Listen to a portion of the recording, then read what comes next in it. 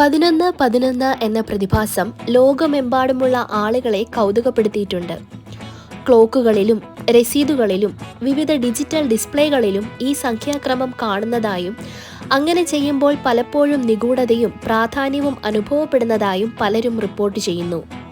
ഈ സംഖ്യാക്രമം വെറും യാദൃശ്ചികതയല്ല. ഇതൊരു ശക്തമായ അടയാളമായോ പ്രപഞ്ചത്തിൽ നിന്നുള്ള സന്ദേശമായോ ആത്മീയ സാന്നിധ്യത്തിന്റെ അടയാളമായോ കണക്കാക്കപ്പെടുന്നു. എന്നാൽ ഇത് യഥാർത്ഥത്തിൽ എന്താണ് അർത്ഥമാക്കുന്നത്? ഈ നിഗൂഢ സംഖ്യ ശ്രദ്ധിക്കുന്നതിന്റെ പ്രയോജനങ്ങൾ എന്തൊക്കെയാണ്? സംഖ്യാശാസ്ത്രജ്ഞന്മാരും ആത്മീയവാദികളും 11-11 ഒരു മാസ്റ്റർ നമ്പറായി കണക്കാക്കുന്നു. നിങ്ങളുടെ അവബോധത്തിലേക്കുള്ള നേരിട്ടുള്ള ഒരു ചാനലും നിങ്ങൾ ഉയർന്ന വ്യക്തിത്വവുമായി നിങ്ങൾ ബന്ധപ്പെട്ടിരിക്കുന്നു എന്നതിൻ്റെ അടയാളവുമാണ്.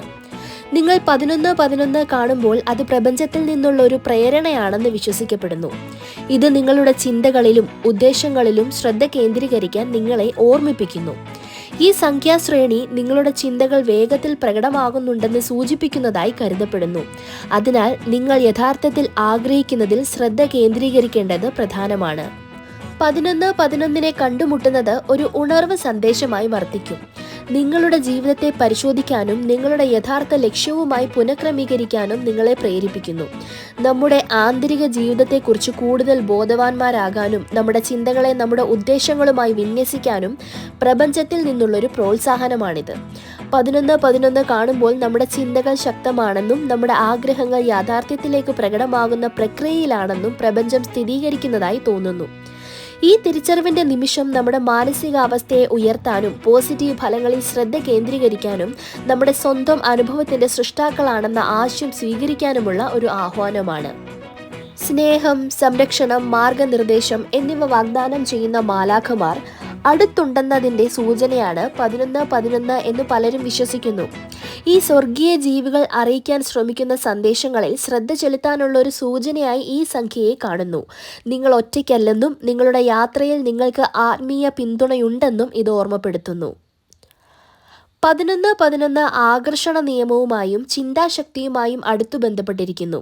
നിങ്ങൾ ഈ സംഖ്യ കാണുമ്പോൾ പ്രപഞ്ചം നിങ്ങളുടെ ചിന്താശ്രേണിയെ സാമ്പിൾ ചെയ്തിട്ടുണ്ടെന്നും നിങ്ങൾ തീവ്രമായി ചിന്തിക്കുന്നതെന്തും ഉടൻ തന്നെ നിങ്ങളുടെ ഭൗതിക യാഥാർത്ഥ്യത്തിൽ പ്രകടമാകുമെന്നും പറയപ്പെടുന്നു.